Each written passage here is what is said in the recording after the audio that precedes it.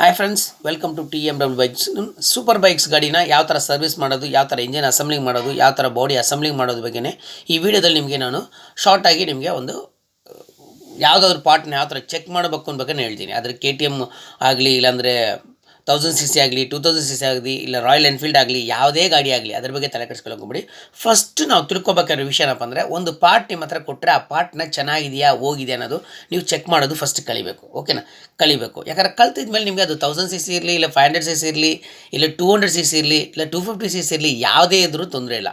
Example, ನಿಮ್ಮ ಹತ್ರ ಒಂದು ಹೆಡ್ ಅಸೆಂಬ್ಲಿ ಅಂತ ಒಂದು ನಿಮ್ಮ ಹತ್ರ ಕೊಟ್ಟರೆ, ಹೆಡ್ ಅಸೆಂಬ್ಲಿಯಲ್ಲಿ ಏನೇನು ಚೆಕ್ ಮಾಡಬೇಕು?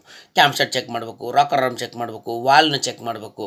ಓಕೆ ಅಂತ ಇದ್ರದ್ದೆಲ್ಲನೂ ನಾವು ಚೆಕ್ ಮಾಡೋದಕ್ಕೆ ಫಸ್ಟ್ ನಾವು ಕಲಿಬೇಕು. ಕಲಿತಾಗ ನಾವು ನೆಕ್ಸ್ಟ್ ಏನು ಮಾಡ್ತೀವಿ ಅಂದರೆ, ಆವಾಗ ಕಲಿತಾಗ ಅಷ್ಟೇ ನಾವು ಬೇರೆದನ್ನ ಏನು ಮಾಡೋದು ಅಂದರೆ, ಇನ್ನೊಂದು ಇಂಪಾರ್ಟೆಂಟ್ ವಿಷಯ ಏನಂದರೆ, ಒಂದು ಸೂಪರ್ ಬೈಕ್ಸ್ನ ನಾವು ಸ್ಟಾರ್ಟ್ ಮಾಡಬೇಕಂದ್ರೆ, ಕಲಿಬೇಕಂದ್ರೆ ಫಸ್ಟ್ ನಾವು ತಿಳ್ಕೊಬೇಕಂದ್ರೆ ಫೆಸಲ್ ಟೂಲ್ಗಳು ಅಂದರೆ ಮಲ್ಟಿಮೀಟರು, ಮೈಕ್ರೋಮೀಟರು. ಓಕೆ, ಆಮೇಲೆ ನೋಡ್ರೆ ಹೇಳ್ಬೇಕಂದ್ರೆ ವರ್ನಿಯರು, ಟಾರ್ಕ್ ರಿಂಚು. ಓಕೆ, ಈ ಫೆಷಲ್ ಟೂಲ್ಗಳನ್ನೆಲ್ಲ ಯಾವ ಥರ ಯೂಸ್ ಮಾಡಬೇಕು ಅಂತ ಫಸ್ಟ್ ತಿಳ್ಕೊಬೇಕು. ತಿಳ್ಕೊಂಡಾಗ ಅಷ್ಟೇ ನಾವು ಏನಂದರೆ ಸೂಪರ್ ಬೈಕ್ಸ್ನ ನಾವು ಒಂದು ಸರ್ವಿಸ್ ಮಾಡೋಕ್ಕಾಗೋದು. ಯಾಕಂದರೆ ಎಲ್ಲರ ಕೈನೋಡು ಎಲ್ಲ ಕೆಲಸನೂ ಮಾಡೋಕ್ಕಾಗತ್ತೆ ಫ್ರೆಂಡ್ಸ್. ನಿಮ್ಮ ಹತ್ರ ಒಂದು ಗಾಡಿನ ನೀವು ಇಂಜಿನ್ ಅಸೆಂಬ್ಲಿ ಮಾಡೋಕ್ಕೆ ಕಲಿತೆ, ಬೇರೆ ಗಾಡಿ ಮಾಡೋದು ಎಲ್ಲನೂ ತುಂಬ ಈಸಿ. ಓಕೆನಾ? ಬಟ್ ಆದರೆ ಅದಕ್ಕೆ ನೀವು ಮಾಡ್ಬೇಕಾದ್ರೆ ಏನಂದರೆ, ನಮ್ಮ ಚಾನಲ್ಸ್ನ ನೀವು ಸಬ್ಸ್ಕ್ರೈಬ್ ಮಾಡ್ಕೊಳ್ಳಿ. ನನಗೆ ಏನು ವಿಷಯ ಗೊತ್ತಿದೆಯಲ್ಲ ಆ ವಿಷಯನ ನಿಮಗೆ ನಾನು ಹೇಳ್ಕೊಡ್ತೀನಿ. ಯಾಕಂದರೆ ನಾನು ಬಂದ್ಬಿಟ್ಟು ಆಟೋಮೊಬೈಲ್ ಫೀಲ್ಡಲ್ಲಿ ಆಲ್ಮೋಸ್ಟ್ ಒಂದು 27 ಇಯರ್ಸಿಂದ ಕೆಲಸ ಮಾಡ್ತಾಯಿದ್ದೀನಿ. ಓಕೆ, ಯಾಕಂದರೆ ನಾನೊಂದು ಚೈಲ್ಡ್ಹುಡ್ ಲೇಬರ್, ಅಂದರೆ ನಾನು 12 ವರ್ಷದಿಂದ ಈ ಫೀಲ್ಡಲ್ಲಿ ಕೆಲಸ ಮಾಡ್ತಾಯಿದ್ದೀನಿ. ಓಕೆ, ಅಂತ ನನಗೆ ಗೊತ್ತಿರೋಂಥ ವಿಷಯಗಳು, ನನಗೆ ಏನು ಗೊತ್ತಿದೆಯೋ ಅದನ್ನೆಲ್ಲ ವಿಷಯ ನಿಮಗೆ ನಾನು ಹೇಳ್ಕೊಡ್ತೀನಿ ಅಂತ. ಮರ್ದಂಗೆ ನಮ್ಮ ಚಾನಲ್ಸ್ನ ಸಬ್ಸ್ಕ್ರೈಬ್ ಮಾಡ್ಕೊಳ್ಳಿ. ಓಕೆನಂತ. ನನ್ನಿನ ಉದ್ದೇಶ ಏನಪ್ಪ ಅಂದರೆ, ನನಗೆ ಏನು ಗೊತ್ತಿದೆಯೋ ಅದನ್ನು ನಿಮಗೆ ತಿಳಿಸ್ಕೊಡೋದಕ್ಕೆ ನಾನು ಈ ಚಾನಲ್ನ ಸ್ಟಾರ್ಟ್ ಮಾಡಿರೋದು. ಫಸ್ಟ್ ನನ್ನ ಚಾನಲ್ಸ್ನ ಸಬ್ಸ್ಕ್ರೈಬ್ ಮಾಡಿರೋ ಎಲ್ಲರಿಗೂ ಧನ್ಯವಾದಗಳು. ಓಕೆ, ಮತ್ತು ನಿಮ್ಮ ಫ್ರೆಂಡ್ಸ್ಗೂ ಇದನ್ನು ಶೇರ್ ಮಾಡಿ. ಎಲ್ಲರೂ ಒಂದು ತಿಳ್ಕೊಳ್ಳೋದು ವಿಷಯ ಏನಪ್ಪ ಅಂದರೆ, ನೆಕ್ಸ್ಟ್ ಹೇಳ್ಬೇಕಂದ್ರೆ, ಸರ್ ನಾನು ಒಬ್ಬನ ಮಾತ್ರ ತಿಳ್ಕೊಂಡ್ರೆ ಸಾಕು, ಬೇರೆಯವ್ರಿಗೆ ಇದನ್ನು ತಿಳ್ಕೊಬಾರ್ದು. ಹಾಗಲ್ಲ, ಯಾವತ್ತೂ ಒಂದು ತಿಳ್ಕೊಳ್ಳಿ. ನಿಮ್ಗೆ ಏನು ವಿಷಯ ತಿಳ್ಕೊಂಡಿದ್ದೀರಲ್ಲ ಅದನ್ನು ಬೇರೆಯವ್ರಿಗೆ ಹೇಳ್ಕೊಟ್ಟಾಗ ಅಷ್ಟೇ ನೀವೂ ಬೆಳಿತೀರಾ ಮತ್ತು ಅವ್ರೂ ಬೆಳೀತಾರೆ.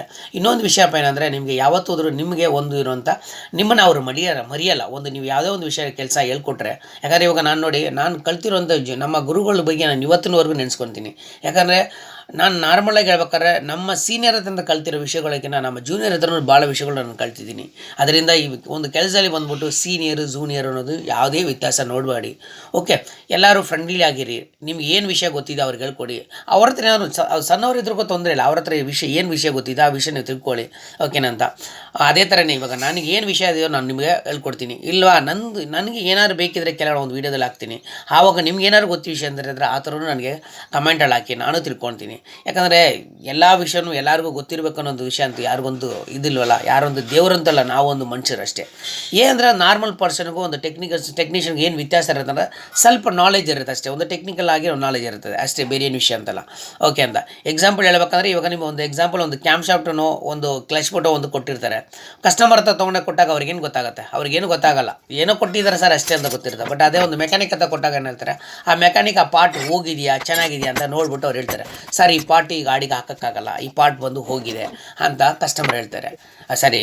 ಮೆಕ್ಯಾನಿಕ್ ಹೇಳ್ತಾರೆ, ಕರೆಕ್ಟ್ ಅಲ್ಲ? ಬಟ್ ಅದೇ ಕಸ್ಟಮರ್ ಕೈಗೆ ಅವ್ರಿಗೆ ಹೇಳೋಕ್ಕಾಗಲ್ಲ, ಅವ್ರಿಗೆ ಗೊತ್ತಾಗಲ್ಲ. ಆ ಪಾರ್ಟ್ ಏನಾದರೂ ಗೊತ್ತಿರಲ್ಲ. ಕೆಲವರಿಗೆ ಮಾತ್ರ ಗೊತ್ತಿರುತ್ತೆ ಈ ಪಾರ್ಟ್ ಏನಂತ. ಅದಕ್ಕೇನು ಹೇಳ್ತಿರೋದು, ಇವಾಗ ಒಂದು ಕಸ್ಟಮರ್ಗೂ ಮೆಕ್ಯಾನಿಕ್ಗೂ ಒಂದು ವ್ಯತ್ಯಾಸ ಆಯಿತು. ಬಟ್ ಅದೇ ಥರ ನೀವು ಒಂದು ಮೆಕ್ಯಾನಿಕ್ಕು, ಬಟ್ ಬೇರೆಯವ್ರ ಮೆಕ್ಯಾನಿಕ್ಕು ನೀವು ಒಂಥರ ಸೂಪರ್ ಮೆಕ್ಯಾನಿಕ್ ಆಗ್ಬೇಕಂದ್ರೆ ನೀವೇನು ಮಾಡಬೇಕಂದ್ರೆ, ಫಸ್ಟು ಸ್ವಲ್ಪ ಓದಬೇಕು, ಸ್ವಲ್ಪ ಕಲಿಬೇಕು.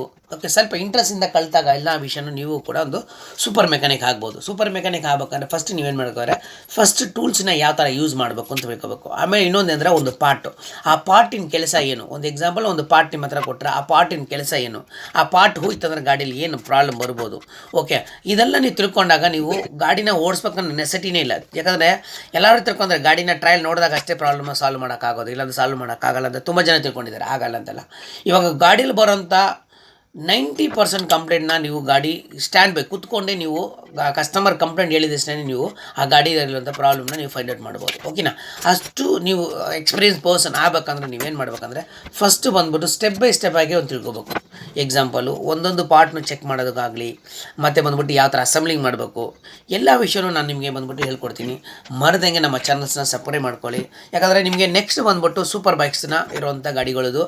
ಫಸ್ಟು ನಿಮಗೆ KTM Duke 125cc ಮತ್ತು 200cc ಇದು ಎರಡು ನಿಮಗೆ ಇಂಜಿನ್ ಅಸೆಂಬ್ಲಿಂಗ್ ಮಾಡೋದು ಯಾವ ಥರ ಅಂತ ನಾನು ಹೇಳ್ಕೊಡ್ತೀನಿ. ಪ್ಲಸ್ ಇನ್ನೊಂದು ಏನಂದರೆ ಎಲ್ಲರಿಗೂ ಕನ್ಫ್ಯೂಷನ್ ಆಗೋಂಥ ವಿಷಯ ಏನಂದರೆ ಎಲ್ಲರಿಗೂ ನಾರ್ಮಲ್ ಎಲ್ಲರೂ ಮಾಡಿಬಿಡ್ತೀರಾ, ಸ್ವಲ್ಪ ವಿಷಯಗಳು ಮಾತ್ರ ಚೇಂಜಸ್ ಇರುತ್ತೆ. ಆ ವಿಷಯ ಏನಪ್ಪ ಅಂದರೆ ಹೆಡ್ ಅಸೆಂಬ್ಲಿಂಗ್ ಮಾಡೋದು, ಹೆಡ್ ಅಸೆಂಬ್ಲಿಂಗ್ ಟ್ಯಾಪಟ್ ಯಾವ ಥರ ಅಡ್ಜಸ್ಟ್ ಮಾಡೋದು, ಇನ್ನೊಂದು ಹೇಳ್ಬೇಕಂದ್ರೆ ಗೇರ್ ಬಾಕ್ಸ್ ಅಸೆಂಬ್ಲಿಂಗ್ ಯಾವ ಥರ ಮಾಡೋದು, ಈ ವಿಷಯನ ನಿಮಗೆ ನಾನು ನೆಕ್ಸ್ಟ್ ಬರೋ ವೀಡಿಯೋದಲ್ಲಿ ಒಂದು ಪ್ಲೇಲಿಸ್ಟ್ ಸ್ಟಾರ್ಟ್ ಮಾಡ್ತೀನಿ. ಟ್ಯಾಪಟ್ ಅಡ್ಜಸ್ಟ್ ಮಾಡೋದಾಗಲಿ ಮತ್ತು ಗೇರ್ ಬಾಕ್ಸ್ ಅಸೆಂಬ್ಲಿಂಗ್ ಮಾಡೋದು ಅಂತ.